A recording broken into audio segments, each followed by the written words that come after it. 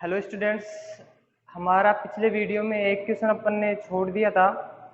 Question number 15 प्रश्नावली 11.3। Question क्या है?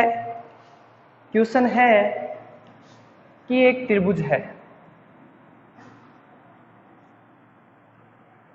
जिसका नाम ABC है। इसके शीर्ष A से सम्मुख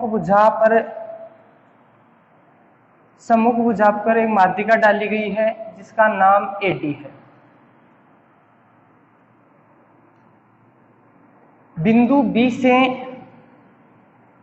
AD को समद्वि भाजित करते हुए एक रेखाखंड खींचा गया है जो AC को अक्ष पर काटता है तथा AD को बिंदु E पर काटता है। यानी E बिंदु है वो AD का मध्य बिंदु दिया हुआ है। आपको सिद्ध करना है। यहां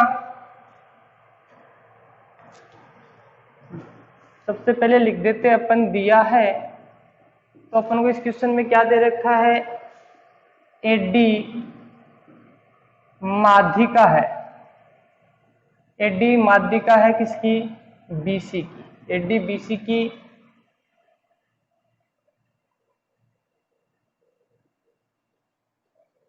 क्या दिया हुआ है इस क्वेश्चन में? इस क्वेश्चन में अपन को दिया हुआ है BC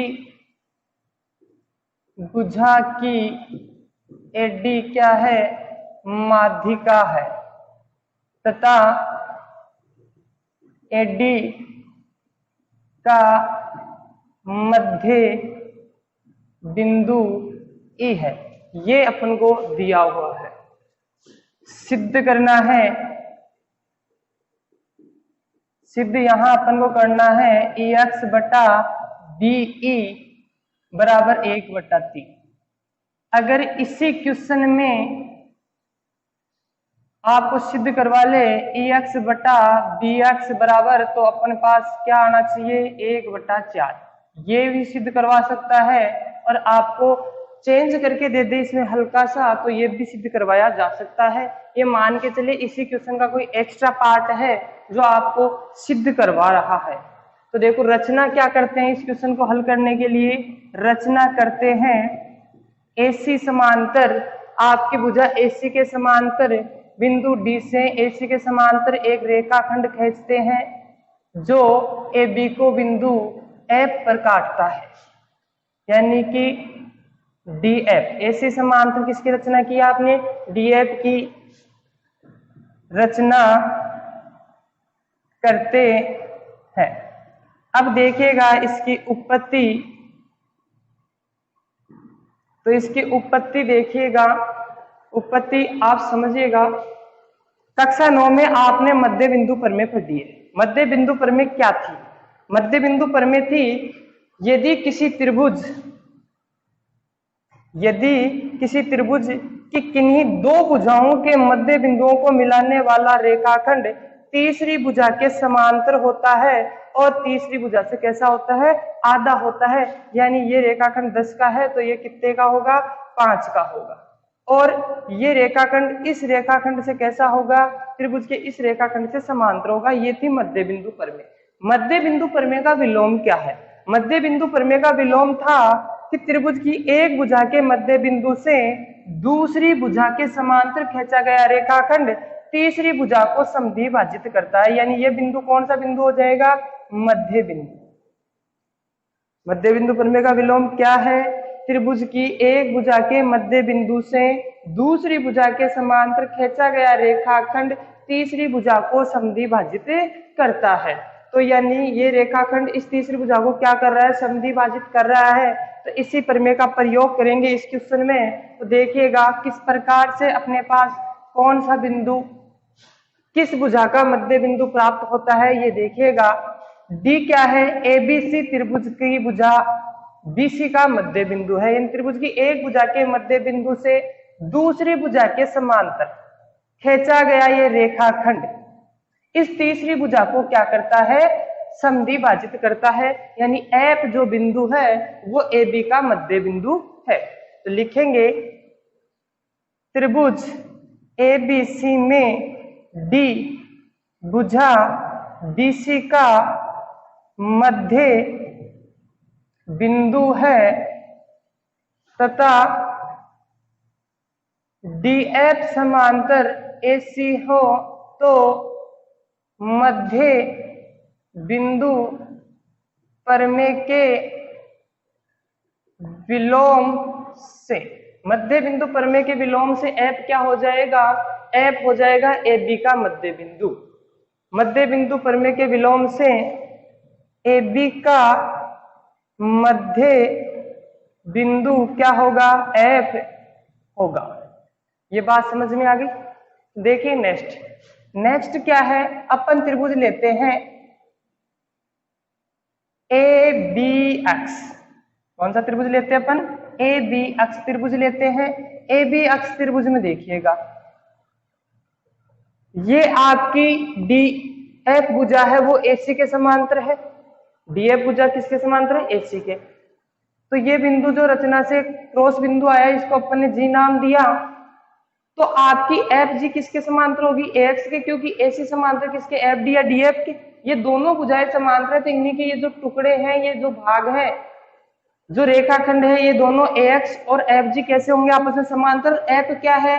AB का मध्य बिंदु है, तो मध्य बिंदु प्रमेय के विलोम से पुनः क्या होगा? त्रिभुज की एक भुजा के मध्य बिंदु से दूसरी भुजा के समांतर खींचा गया रेखाखंड तीसरी भुजा को क्या करेगा? समद्विभाजित करेगा, अर्थात G होगा वो BX का क्या हो जाएगा? मध्य बिंदु हो जाएगा। तो फिर से लिखते हैं पुनः, त्रिभुज ABX में F भुजा AB का क्या है? मध्य बिंदु है तथा FG समांतर क्या है? AX है। तो मध्य बिंदु प्रमेय के विलोम से क्या हो जाएगा? BG बराबर GX। इसको देते हैं समीकरण नंबर 1 नाम। अब यहां तक समझ में आ गया हो तो अब लेते हैं अपन त्रिभुज AEX और दूसरा लेते हैं DEG। इसमें देखो ये कोण 1, ये कोण 2 कैसे कोण है? शीर्षाभिमुख कोण है, और शीर्षाभिमुख कोण आपस में कैसे होते हैं? बराबर होते हैं। साथ ही साथ देखिएगा ये रेखा और ये रेखा कैसी रेखा है? समांतर रेखाएं है। इनको ये तिर्यक रेखा काट रही है, तो एकांतर कोण बनने वाले एकांतर कोण नंबर 3 और कोण नंबर 4 कैसे हैं? बराबर होंगे, क्योंकि एकांतर कोण आप जानते हो कैसे होते हैं? बराबर होते हैं। साथ ही साथ इसने क्या बता रखा है? E है वो AD का मध्य बिंदु दिया हुआ है, तो AE और DE दोनों भुजाएं आपस में कैसी होगी? बराबर होगी। त्रिभुज AEX व त्रिभुज DEG में क्या होगा? कोण 1 बराबर कोण 2। कोण 1 बराबर कोण 2 कैसे कोण है? शीर्षाभिमुख कोण। और कोण 3 बराबर कोण 4 कैसे कोण है? एकांतर कोण। साथ ही देखो AE भुजा किसके बराबर है? DE के। AE बराबर क्या है?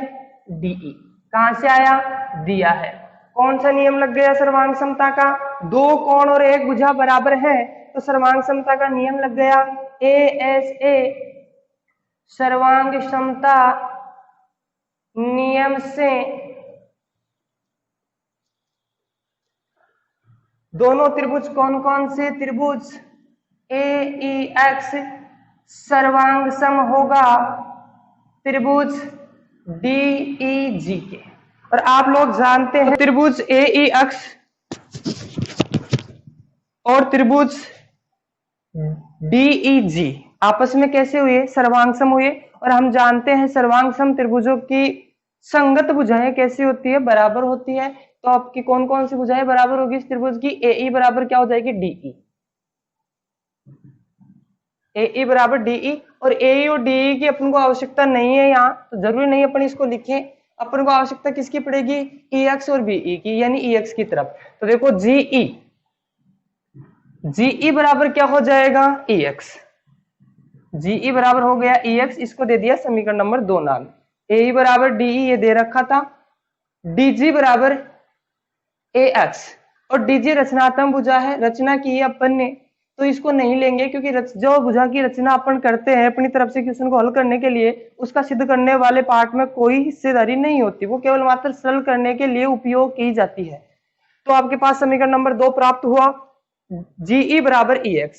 अब देखो आपको चाहिए क्या, आपको चाहिए BE और EX, तो EX तो अपने पास है, BE कब प्राप्त होगा, जब अपन BG में GE जोड़ देंगे। BG ये रही समीकरण नंबर 1 और GE ये रही, यानी समीकरण 1 का और 2 का क्या करना है, योग करना है, BG में GE जोड़ना है। तो लिखेंगे समी 1 प्लस 2 से समीकरण 1 और 2 को जोड़ने पर क्या आया, BG प्लस GE बराबर आपके पास आ गया GX प्लस EX। अब देखो GX के दो टुकड़े हो गए, कौन कौन से, GE प्लस EX, क्योंकि GX G से लेकर X तक की भुजा है, इसके दो टुकड़े हुए GE और EX। तो GX को क्या लिख दिया, GE प्लस EX, और EX आपके पास ऑलरेडी है, और इधर देखो BG और GE जुड़ के कौन सी भुजा आ जाएगी, BE भुजा आ जाएगी। GE प्लस EX, GE को समीकरण 2 देखो, GE को क्या लिखा जा सकता है, EX, तो लिख दिया EX, और 2 EX अपने पास ऑलरेडी हैं, EX प्लस EX, कितने EX हो गए, 3 EX, और इधर क्या है BE। आपको क्या चाहिए, EX बटा BE, तो BE का पक्षांतरण कर लो, BE का पक्षांतरण करते हैं तो क्या आया, EX बटा BE। BE कहां चला गया, EX के भाग में, और EX के साथ 3 गुणा में इसका इधर पक्षांतर, इसके साथ कौन है 1, 3 इधर आके क्या हो जाएगा 1/3। यही आपको क्या करना था, सिद्ध करना था। यह आपका क्वेश्चन हल हो चुका है। अपन ने नेक्स्ट क्वेश्चन ऐसा बनाया कि अगर ऐसा हो जाए कभी किसी क्वेश्चन में या इसी क्वेश्चन में, तो कैसे हल करोगे, देखो कौन सी भुजा आ गई आपके पास, BX, तो BX है, तो BX के कितने टुकड़े हो गए, BG GE और EX, BG plus GE plus EX। BG को क्या लिखा जा सकता है, GE, BG को क्या लिखा जा सकता है, GE। EX को क्या लिखा, सॉरी GX, BG को क्या लिखा जा सकता है, BG को लिखा जा सकता है GX, लिख दिया, GE प्लस EX, BG को GX, सॉरी BG को क्या लिखा जा सकता है, GX, GE और EX भुजाएं ऐसी की ऐसी जैसे थी। GX के कितने टुकड़े हो गए, 2, कौन कौन सा, GE और EX, GE प्लस EX, और ये GE ऐसा का ऐसा प्लस EX। देखो GE को क्या लिखा जा सकता है, समीकरण 2 से EX लिखा जा सकता है, तो इसको लिख दिया EX, ये ऑलरेडी EX, GE को क्या लिख दिया समीकरण 2 से EX, और ये EX, कितने EX हो गए, 4 EX, और इधर कौन है BX।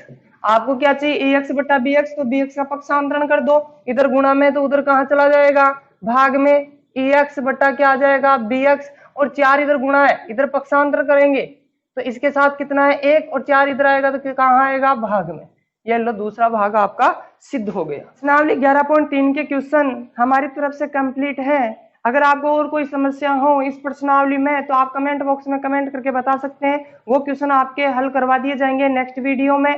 अब देखते हैं अपन प्रश्नावली 11.4, समरूपता की प्रश्नावली कौन सी, 11.4, और में 11.8 क्या है, दो समरूप त्रिभुजों के क्षेत्रफलों का अनुपात उनकी संगत भुजाओं के अनुपात के वर्ग के बराबर होता है।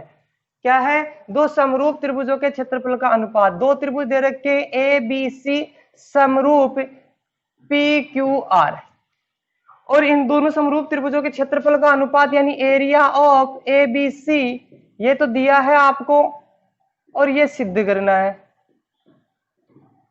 एरिया ऑफ ABC बटा एरिया ऑफ PQR बराबर क्या हो जाएगा, संगत भुजा AB के संगत कौन सी आ जाएगी PQ, BC के संगत कौन सी आ जाएगी QR, और AC के संगत कौन सी आ जाएगी PR, और इनके किसके बराबर, वर्ग के बराबर। पर में क्या है, फिर से सुनिएगा, दो समरूप त्रिभुजों के क्षेत्रफलों का अनुपात, दो समरूप त्रिभुज है उनका क्षेत्रफल निकालना है, तो सिद्ध करना है आपको दो समरूप त्रिभुजों का क्षेत्रफलों का अनुपात उनकी संगत भुजाओं के अनुपात के वर्ग के बराबर होता है। और अपन जानते समरूप त्रिभुजों की संगत भुजाएं कैसी होती है, बराबर होती है।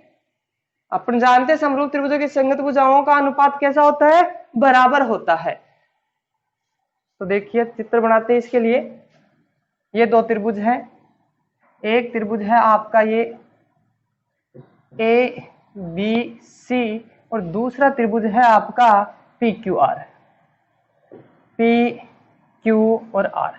ए बी सी और पी क्यू आर दो त्रिभुज दे रखे हैं और इन दोनों त्रिभुजों में आपको बता रखा है कि ये दोनों त्रिभुज आपस में कैसे हैं, समरूप है। और आप लोग जानते हैं समरूप त्रिभुजों की संगत भुजाएं कैसी होती है, समानुपाती होती है। यानी इसकी संगत भुजाएं कैसी है, दोनों त्रिभुजों की समानुपाती है तथा संगत कोण कैसे है, बराबर है। तो अब हमको सिद्ध क्या करना है, इसमें हमें सिद्ध क्या करना है, इनके क्षेत्रफलों का अनुपात है वो संगत भुजाओं के अनुपात के वर्ग के बराबर होता है, यह आपको इसमें सिद्ध करना है। तो अब देखते हैं इसकी रचना और उत्पत्ति।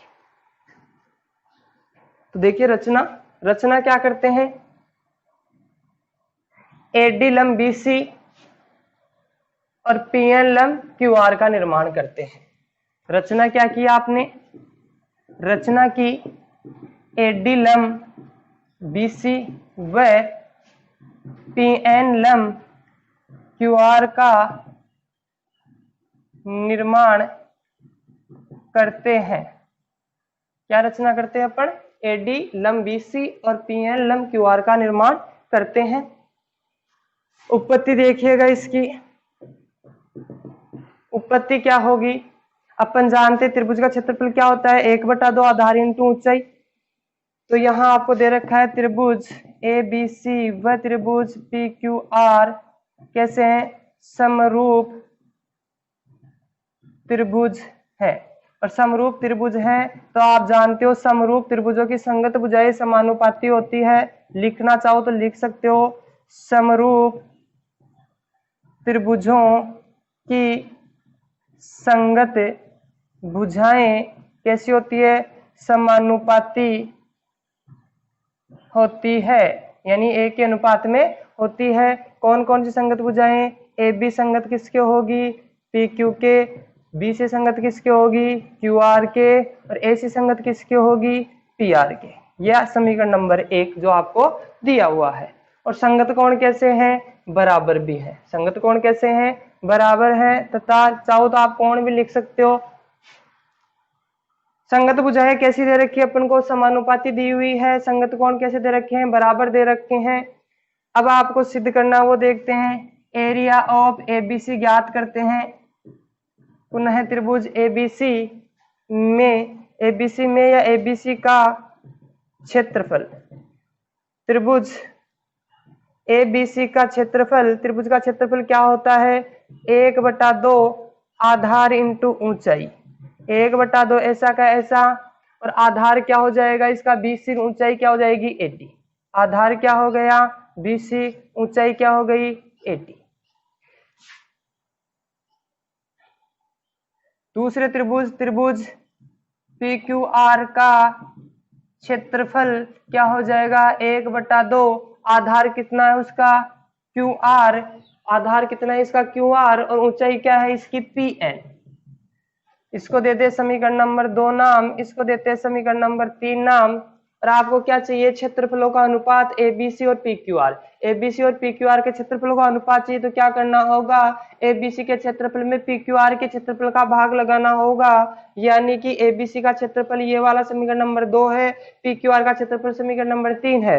यानी समीकरण 2 में 3 का भाग देने पर समीकरण 3 का भाग लगाने पर, समीकरण 2 में 3 का भाग लगाओ भाई, क्या आता है, आता है अपने पास एरिया ऑफ एबीसी बटा area of P Q R बराबर 1/2 आधार बीसी गुणा ऊंचाई क्या है एडी, और इसमें 1/2 आधार क्या था क्यू आर, ऊंचाई क्या थी पीएन। 1/2 से 1/2 कैंसिल, क्या बच गया आपके पास बीसी बटा क्यू आर, और क्या बच गया एडी बटा Pn। ये देखो BC बटा QR बच गया, एक भुजा का अनुपात, और AD बटा PN क्या है, लंबों का अनुपात।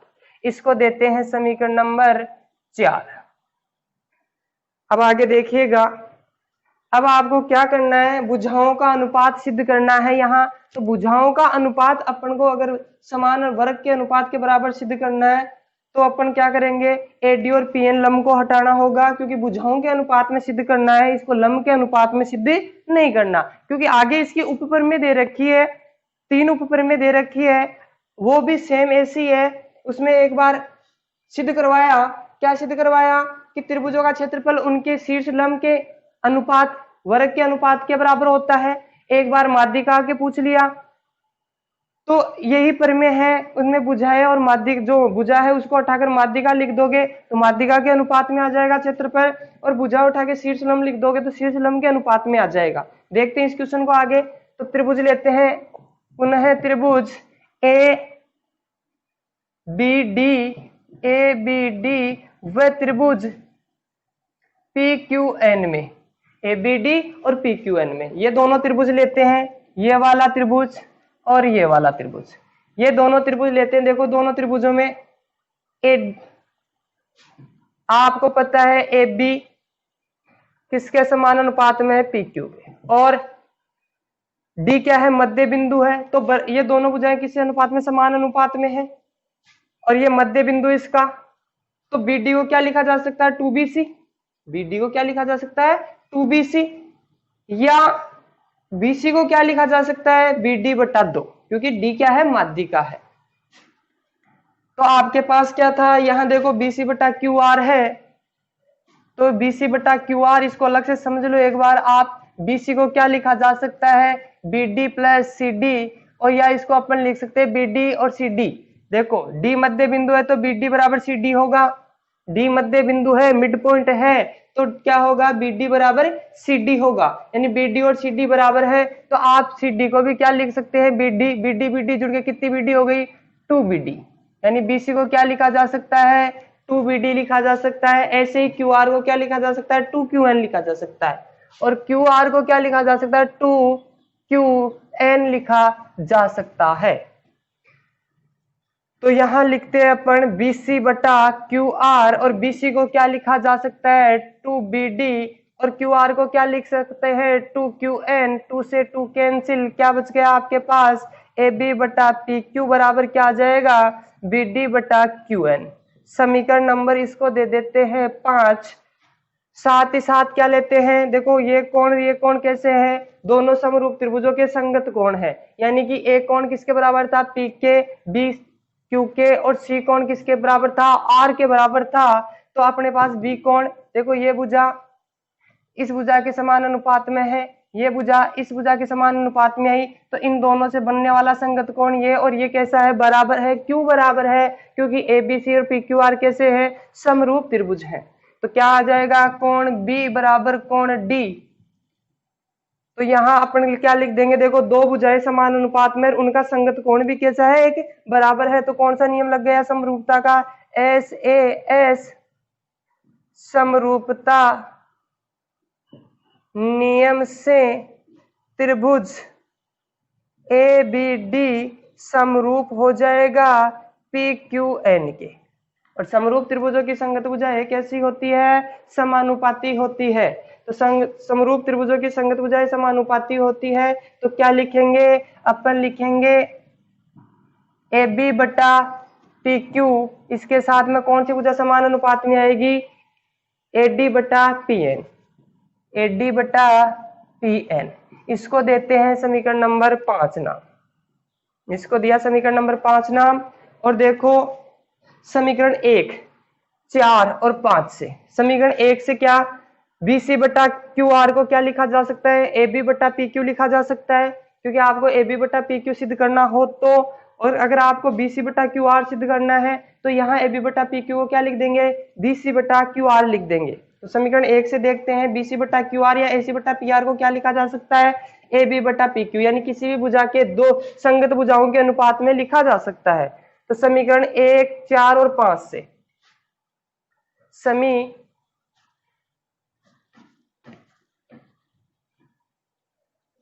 समीकरण 1, 4 व 5 से क्या हो जाएगा, area of A B C बटा area of P Q R बराबर बी सी बटा क्यू आर, बी सी बटा क्यू आर और एडी बटा पी एन को क्या लिख सकते हैं, एडी बटा पी एन को ए बी बटा पी क्यू लिख सकते हैं, ए बी बटा पी क्यू लिखा। और आप समीकरण 1 से क्या लिख सकते हो, बी सी बटा क्यू आर को ए बी बटा पी क्यू, तो इसकी जगह भी क्या लिख देंगे अपन, ए बी बटा पी क्यू। ए बी से गुणा होगा तो क्या आ जाएगा, ए बी का स्क्वायर, और पी क्यू से गुणा होगा तो पी क्यू का स्क्वायर, तो दोनों को एक साथ क्या लिख देंगे, होल स्क्वायर। ये लो, यही सिद्ध हो गया, इतनी सिद्धम।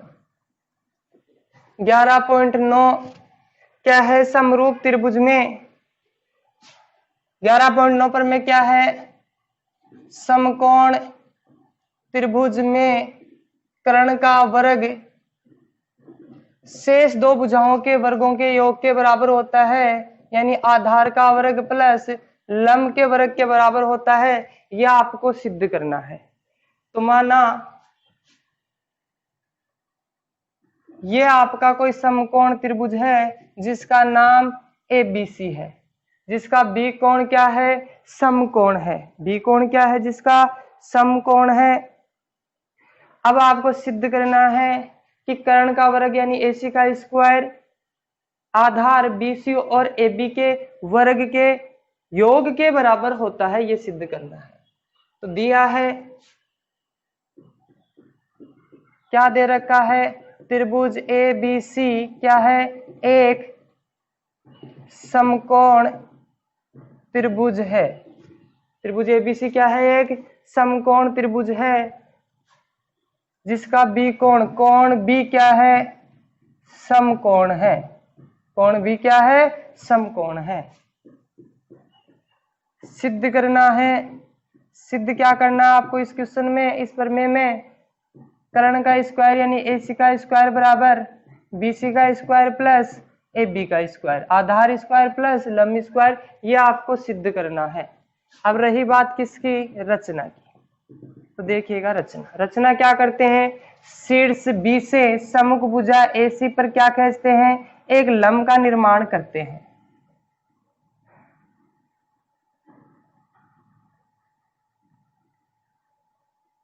इसको नाम देते हैं D, यानी कि BD लंब AC का निर्माण करते हैं। BD लंब AC की रचना करते हैं।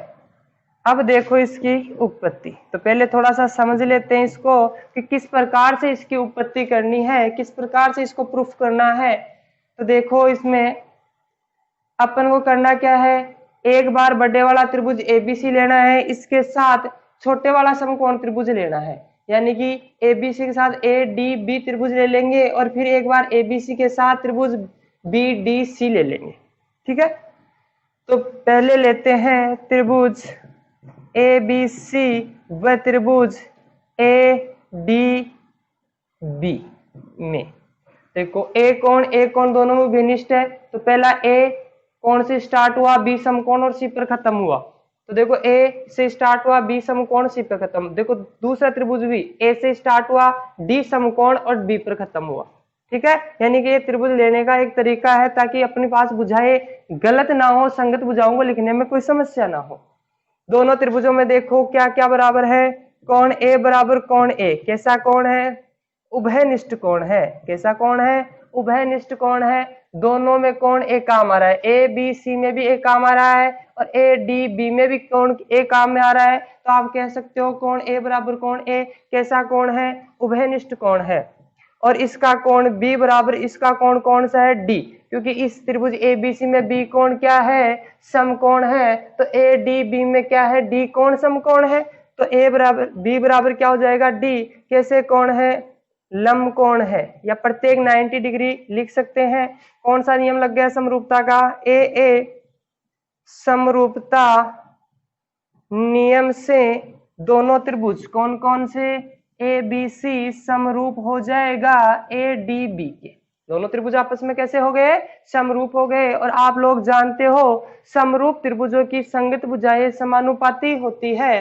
तो इसकी भुजा लेते हैं अगर अपन ए बी, पहले त्रिभुज की कौन सी भुजा लेते हैं अपन, ए बी, तो इसकी कौन सी आ जाएगी, ए डी। तो लिख दिया ए बी की संगत कौन सी है, ए डी, बराबर अगर अपन ने इसकी ली बी सी, तो बी सी के साथ कौन सी आ जाएगी, डी बी या बी डी। देखो डी बी या बी डी तो एक रचना वाली भुजा है। और अभी आपको नेक्स्ट पहले प्रमेय में बताया, इससे पहले वाले प्रमेय में देखा आपने, या इससे पहले वाले क्वेश्चन में अपन ने देखा था कि जिस भुजा की रचना अपन क्वेश्चन को हल करने के लिए करते हैं उसका सिद्ध करने में प्रयोग नहीं होता। तो अपन इसको छोड़ देंगे क्योंकि इसकी आवश्यकता, इस भुजा की आवश्यकता नहीं पड़ेगी सिद्ध करने में। अपन को इन तीनों भुजाओं की आवश्यकता पड़नी है। तो दूसरी भुजा कौन सी बच गई आपकी, एसी। कौन सी बच गई, एसी भुजा। तो एसी के संगत कौन सी हो जाएगी, ए बी। समीकरण नंबर, या इसको थोड़ा और सरल कर लेते हैं, ए बी को ए बी से गुणा करो, क्या हो जाएगा, पक्षांतरण कर दो, ए बी को ए बी से गुणा किया तो ए बी स्क्वायर हो गया, और ए सी को ए डी से गुणा करो तो क्या आ जाएगा, ए सी डॉट ए डी। इसको दे देते हैं समीकरण नंबर 1 नाम। ठीक है, अब पुनः त्रिभुज लेते हैं ए बी सी, वह त्रिभुज ए बी सी के साथ इसमें से लेते हैं, देखो ए बी सी, बी समकोण है तो इसमें देखो बी डी सी, त्रिभुज कौन से लेते हैं, बी डी सी। देखो सी सी उभयनिष्ठ आ गया, डी और बी समकोण आ गया, बच गया कौन सा, ये तीसरा कोण, दो कोण बराबर, तीसरा सप्ताह बराबर होगा तो ए बराबर क्या हो जाएगा इसका, डी। दोनों त्रिभुजों में देखो कोण सी बराबर कोण सी, कैसा कोण है, उभयनिष्ठ। सी कोण ए बी सी में भी काम आ रहा है, बी डी सी में भी काम आ रहा है। और इसका कोण बी किसके बराबर है, इसके कोण डी के, कैसा कोण है, प्रत्येक 90 डिग्री। प्रत्येक 90 डिग्री या प्रत्येक लंबकोण या प्रत्येक समकोण लिख सकते हैं। सर्वांग समता का कौन सा नियम लग गया, सॉरी समरूपता का कौन सा नियम लग गया, ए समरूपता नियम से त्रिभुज ए बी सी समरूप हो जाएगा B D C, B D C. दोनों त्रिभुज समरूप हो गए। तो आप लोग जानते हैं समरूप त्रिभुजों की संगत भुजाएं कैसी होती है, समानुपाती होती है। तो लिख देंगे यहाँ समरूप त्रिभुजों की संगत भुजाएं समानुपाती होती है। तो संगत भुजाएं कौन कौन सी हुई, अगर अपन इसकी ए बी भुजा लेते हैं तो इसकी कौन सी आई, बी डी। ए बी के संगत कौन सी आई, बी डी। और बी डी कैसी भुजा है, रचना की हुई भुजा है तो इसकी आवश्यकता नहीं पड़ने वाली, इसको छोड़ देते हैं। लेते हैं भुजा बी सी, तो बी सी के साथ कौन सी आएगी, सी डी या डी सी, बराबर। इसकी भुजा लेते हैं एसी, तो एसी, एसी के साथ कौन सी आई, एसी के साथ बीसी। वही पक्षांतरण कर दो इनका, तो बीसी को बीसी से गुणा करेंगे तो क्या आ जाएगा, बीसी स्क्वायर, और इधर एसी को डीसी से गुणा करेंगे तो क्या आ जाएगा, एसी डॉट डीसी या सी डी। समीकरण नंबर 2 आ गया। अब देखो सिद्ध क्या करना है, ए बी प्लस बीसी का स्क्वायर। तो देखो ये रहा ए बी का स्क्वायर, ये रहा बीसी का स्क्वायर। समीकरण 1 और 2 का क्या करना है, आपको योग करना है। तो लिख देंगे समी 1 व 2 को जोड़ने पर, समीकरण 1 और 2 को जोड़ो, क्या आ जाएगा, A B square plus B C square, A B का स्क्वायर प्लस बी सी का स्क्वायर बराबर A C dot A D, A C dot C D या D C. A C dot A C गुणा किसे हो रखी है, A D से, plus A C dot D C या सी डी, कुछ भी लिख दो, डी सी या सी डी। देखो दोनों में क्या कॉमन है, ए सी इसमें भी है, ए सी इसमें भी है, ए सी कॉमन ले लिया तो क्या बच गया, A D dot C D, A D C D या डी सी। तो ए डी को और डी सी को जोड़ेंगे तो कौन सी भुजा आएगी, ए सी। इधर से इन दोनों को जोड़ने पर कौन सी भुजा आ गई, ए सी। ए सी को ए सी से गुणा करो, क्या आ जाएगा, ए सी स्क्वायर। इसके बराबर A B square plus B C square बराबर क्या आ गया, ए सी स्क्वायर। यही आपको क्या करना था, सिद्ध करना था, इति सिद्धम। क्या रहा,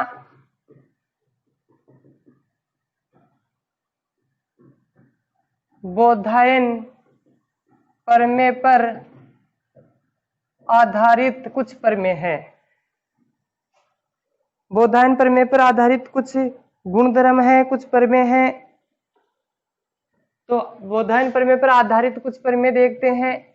बोधायन प्रमेय पर आधारित कुछ प्रमेय में है, पहला ही कि सिद्ध कीजिए एक अधिकोण त्रिभुज में एक अधिकोण त्रिभुज ABC जिसका B अधिकोण है में AD लंब BC हो तो सिद्ध कीजिए। क्या दे रखा है? एक अधिकोण त्रिभुज।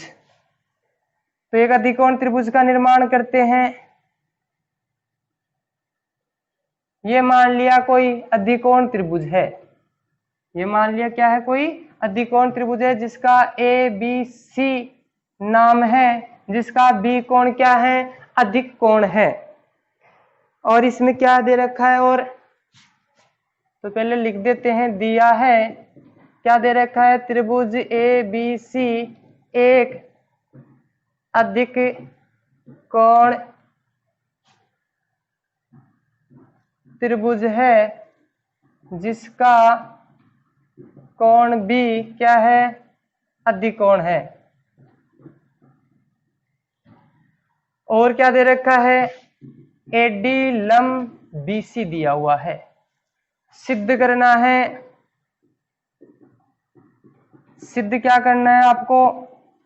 इस क्वेश्चन में आपको सिद्ध करना है AC का स्क्वायर बराबर AB का स्क्वायर प्लस BC का square plus 2BC into BD।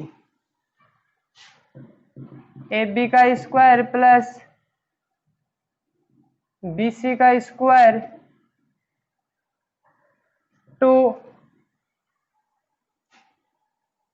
BC into BD, BC into BD।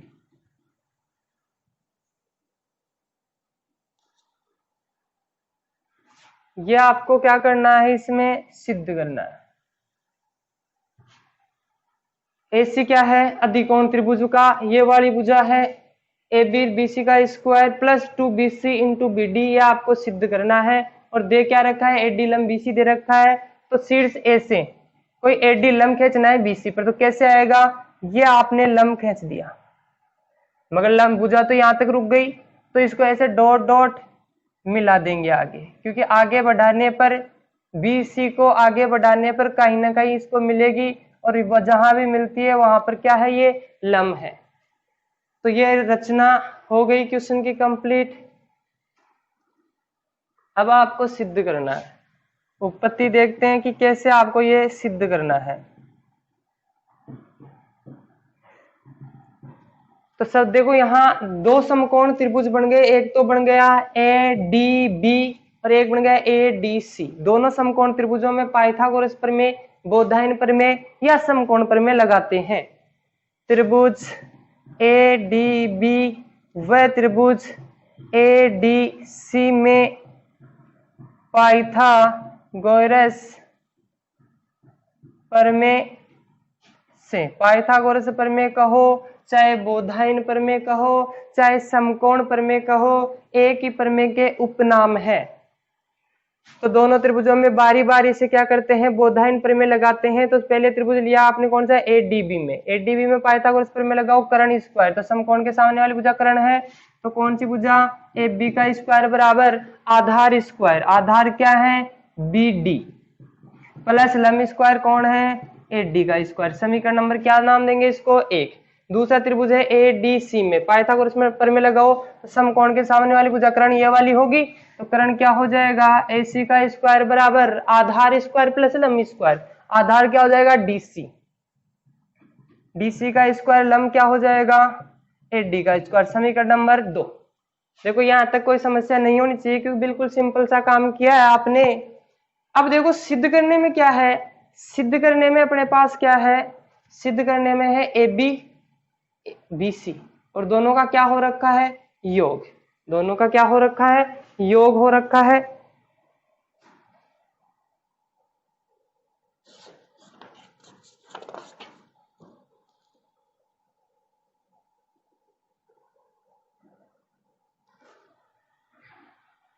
दोनों में देखो, यहां अपने पास जो सिद्ध करने वाला भाग है उसको ध्यानपूर्वक देखो, क्या है? AC बराबर AB। तो देखो ये रहा AC, इसके बराबर ये वाला भाग आ रहा है, और इसमें क्या आना चाहिए? AB आना चाहिए, BC, और ये वाला भाग भी आ जाए, तो AC बराबर। तो समीकरण 1 से, और इसमें देखो भाग कौन सा नहीं आया? AD नहीं आया, कहीं भी देख लो आप। AD नहीं आया तो अपन क्या करेंगे? AD को भी लुप्त करना है, तो समीकरण 2 में से 1 को घटा दो या 1 में से 2 को घटा दो, पहला काम। या समीकरण 1 से AD स्क्वायर का मान निकालो। समीकरण 1 से AD स्क्वायर का मान निकालते तो BD का पक्षांतरण कर दो तो क्या हो जाएगा, AB square minus BD square. ये किसका मान आ गया, AD स्क्वायर का। इसको समीकरण नंबर 1 नाम दे। अगर इसको समीकरण 1 नाम देते हैं अपन तो AD स्क्वायर का मान कहाँ रख दो, समीकरण 2 में। समीकरण 1 से AD स्क्वायर का मान समीकरण 2 में रखने पर समी 1 से AD स्क्वायर का मान समीकरण 2 में रखने पर रखो, क्या आया, AC का स्क्वायर बराबर क्या है, DC का स्क्वायर प्लस AD की जगह क्या लिखना है आपको, AB square minus BD square, AB square minus BD square. किसी को समस्या है यहाँ तक? अगर समस्या हो तो एक बार फिर से इसको समझिएगा और फिर आगे बढ़िएगा।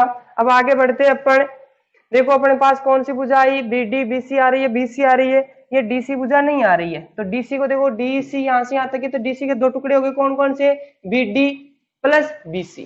तो लिख दिया इस DC को BD प्लस BC, और इसका क्या हो रखा, होल स्क्वायर। इसका स्क्वायर हो रखा तो इन दोनों भुजाओं के योग का क्या हो जाएगा, होल स्क्वायर प्लस क्या आया, AB स्क्वायर माइनस क्या आया, BD स्क्वायर। ये देखो A प्लस बी का होल स्क्वायर बन गया। और आप लोग जानते हो A प्लस बी का होल स्क्वायर क्या होता है, A square plus B square plus 2AB। ठीक है, तो देखो A की जगह BD है और B की जगह BC है, तो क्या हो जाएगा, A स्क्वायर यानी कि BD का स्क्वायर BC का स्क्वायर प्लस 2BD गुणा BC। ये तो इसका होल स्क्वायर हुआ। और आगे क्या है, प्लस AB का स्क्वायर माइनस BD का स्क्वायर। अब देखो BD प्लस में, BD माइनस में, BD से BD कैंसिल, क्या बच गया आपके पास, AB स्क्वायर BC स्क्वायर 2, तो क्या आ गया आपके पास, AC स्क्वायर बराबर AB square plus BC square, AB square plus BC square plus 2BD BC plus 2BD गुणा BC। यही क्या करना था आपको, सिद्ध करना था, इतनी सिद्धम। नेक्स्ट देखिएगा, इसमें अधिक कोण त्रिभुज दे रखा है। नेक्स्ट जो अपन को प्रमेय दे रखी है 11.12, उसमें क्या दे रखा है, उसमें न्यून कोण त्रिभुज दिया हुआ है, तो उसको भी दिया है त्रिभुज ABC एक न्यून कोण त्रिभुज है। ABC क्या है, एक न्यून कोण त्रिभुज है जिसमें AD लंब क्या है, BC है, AD लंब क्या है, BC है। तो सिद्ध करो, सिद्ध क्या करना है,